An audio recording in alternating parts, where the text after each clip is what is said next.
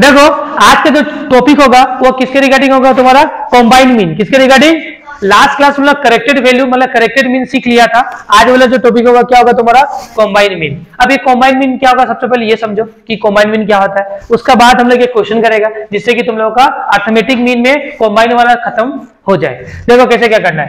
देखो if we have the arithmetic mean and number of the items of two or more than two related groups, मतलब दो या दो से ज्यादा ग्रुप्स का तुम्हारे पास अर्थमेटिक मीन हो, क्या हो, मीन हो, और नंबर ऑफ आइटम्स हो, तो उस टाइम में तुमको निकालना पड़ता है कॉम्बाइंड मीन। मतलब दो या दो से ज्यादा ग्रुप्स का क्या हो तुम्हारा मतलब डेटा क्या होना चाहिए, रिलेटेड होना चाहिए। ठीक है, जैसे कि मान लो कि जैसे कि तुम्हारा वेजेस एंड सैलरीज, ठीक है, वर्कर का बारे में है ना, तो वर्कर का मान लो वेजेस 48 है। मान लो कि एक वर्कर है जिसका वेजेस है 48, एक वर्कर है तुम्हारा वेजेस कितना है तुम्हारा, मतलब देखो दो शिफ्ट मान के चलो, कितना शिफ्ट है, दो शिफ्ट में काम होता है, शिफ्ट 1 एंड शिफ्ट 2। शिफ्ट 1 में मान लो 50 वर्कर्स है और शिफ्ट 2 में कितना है तुम्हारा 50 वर्कर्स है। ठीक है, शिफ्ट 1 में नंबर ऑफ आइटम्स कितना हो गया 50, शिफ्ट 2 में नंबर ऑफ आइटम्स कितना हो गया 50।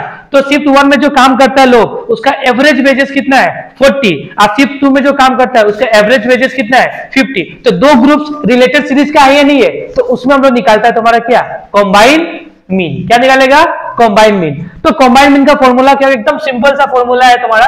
देखो फॉर्मूला क्या है तुम्हारा, ये कॉम्बाइंड मीन है दो डेटा का, किसका, दो डेटा का निकालो 1 and 2, जिसका फॉर्मूला है तुम्हारा n1 मल्टीप्लाई होगा, क्या होगा तुम्हारा, मल्टीप्लाई होगा, क्या होगा तुम्हारा, हाँ, x bar 1 plus n2 x bar 2 divided by n1 plus n2 होगा। देखो समझना, ठीक है। कॉम्बाइंड देखो इसका मतलब क्या होगा, x बार ऑफ 1 and 2 का मतलब होगा combined mean of first and second group. First and second group का क्या मीन, कॉम्बाइंड मीन।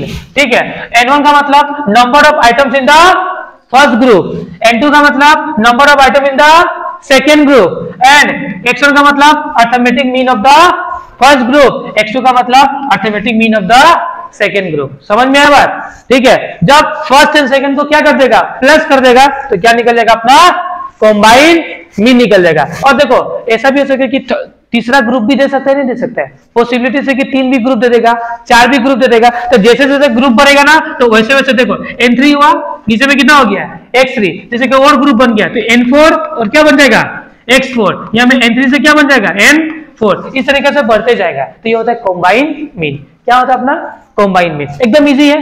किसी को कोई डाउट है यहाँ पे, बोलो किसी को कोई डाउट है, डाउट है क्या भाई, हाँ नहीं है? देखो समझना, एक क्वेश्चन पढ़ते, एक क्वेश्चन करते जैसे कि कॉम्बाइंड मीन तुम लोग क्लियर हो जाए। क्या है वो क्वेश्चन, देखो if average marks obtained by the student of A section A and section B of class 11 in a school, कितना तुम्हारा एवरेज मार्क्स, कितना तुम्हारा 40 एंड 30, मतलब एवरेज मार्क्स। कौन कौन सा सेक्शन है, क्लास 11 के ही दो सेक्शन है, सेक्शन ए है और सेक्शन बी है। सेक्शन ए है और बी है, तो सेक्शन ए वाला कितना एवरेज मार्क्स उठाया है 40, सेक्शन बी वाला 30 respectively. Where is the number of student in a section A? number of student section A में कितना स्टूडेंट है 60 and section B में कितना तुम्हारा 40, ठीक है, respectively. Find the combined mean. समझ में आया बात? तो दो सेक्शन है तुम्हारा, सेक्शन A है एंड सेक्शन B है। सेक्शन A वाला जो स्कूल स्टूडेंट्स है उन लोग का एवरेज मार्क्स है 40 और सेक्शन बी वाला लोग का है 30, ठीक है। Number of student section A में कितना है 60 एंड बी में कितना है 40, ठीक है, समझ में बात? अब हम लोग n1 देखो सबसे पहले निकालना पड़ेगा n1, क्या निकालना पड़ेगा n1, क्या निकाला अपना कॉम्बाइंड में सबसे पहले क्या होगा n1। तो n1 कितना है, n1 मतलब सेक्शन ए में कितना है 60 है, ठीक है। फिर n2 कितना है तुम्हारा 40 है, फिर x1 कितना है तुम्हारा, कितना है 40 है, और x2 कितना है तुम्हारा 32 है, 30 है, ठीक है, हो गया।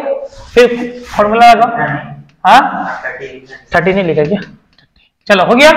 उसके बाद से फॉर्मूला लगाना है। फॉर्मूला क्या है तुम्हारा n1 x1 plus n2 x2 plus n1 plus n2, easy है ना। फॉर्मूला लगाओ, n1 कितना है 60, n1 हो गया, x1 कितना है तुम्हारा 40 प्लस n2 कितना है तुम्हारा 40, ये कितना है 30 डिवाइडेड बाय n1 कितना है तुम्हारा, n1 कितना है तुम्हारा 60, इधर में कितना है 40। इजी है, अभी तक एकदम इजी लग रहा है। हार्ड तो नहीं है।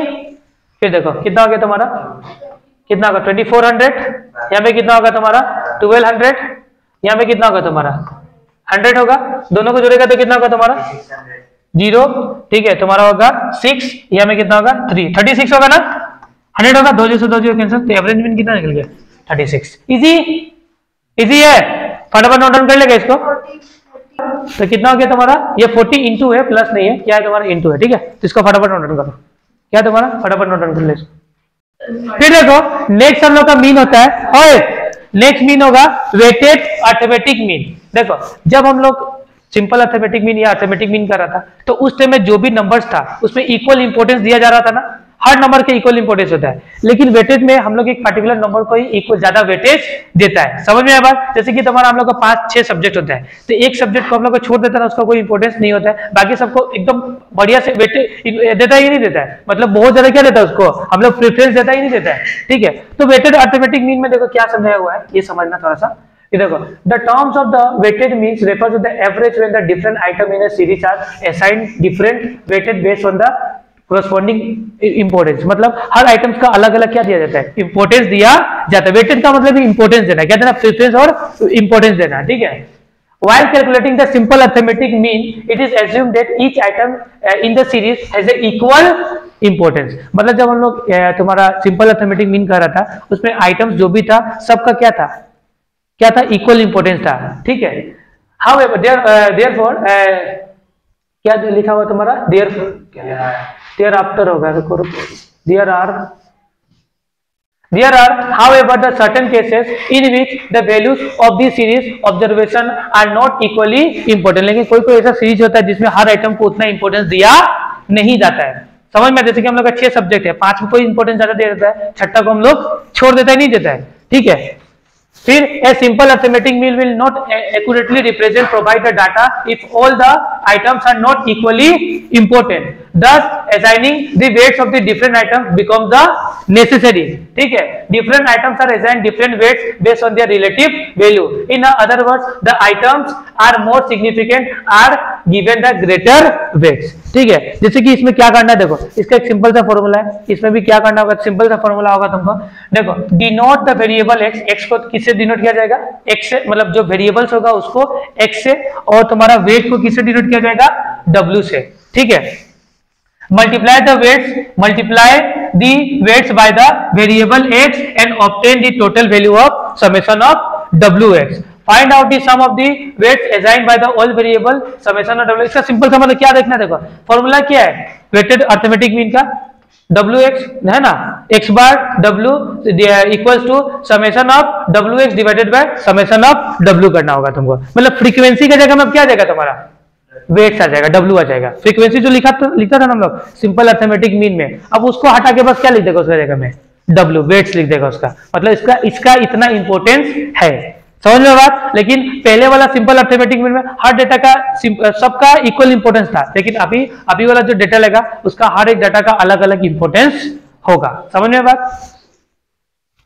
अभी मान लो किसी भी चीज का इक्वल इंपॉर्टेंस देगा तो काम ज्यादा नहीं करता, सबका अलग अलग इंपॉर्टेंस देगा तो ज्यादा अच्छा से होता है। तो यहाँ पे एक फॉर्मूला देखो, यहाँ में क्वेश्चन है तुम्हारा, देखो क्या है तुम्हारा, एग्जांपल नंबर 1 है, देखो x देके रखा हुआ है ना, x कितना देके रखा हुआ है 10 20 30 40 50, फिर से तुम्हारा w कितना देके रखा हुआ है 2 3 4 6 एंड 5 हो गया। फिर तुम्हारा क्या होगा, तुम्हारा wx होगा, ये w होगा, ठीक है। तो wx कितना हो गया तुम्हारा 20 60, इधर में कितना होगा 120, इधर में कितना 240, इधर में कितना होगा तुम्हारा 250, कितना हो गया तुम्हारा 250। समझ में आ रहा ना सबको? किसी को कोई दिक्कत है कि यहाँ पे किसी को कोई भी दिक्कत? तो टोटल करना है इसका समेशन ऑफ wx का होगा 690, इसका समेशन ऑफ w करेगा तो कितना होगा तुम्हारा 20 होगा।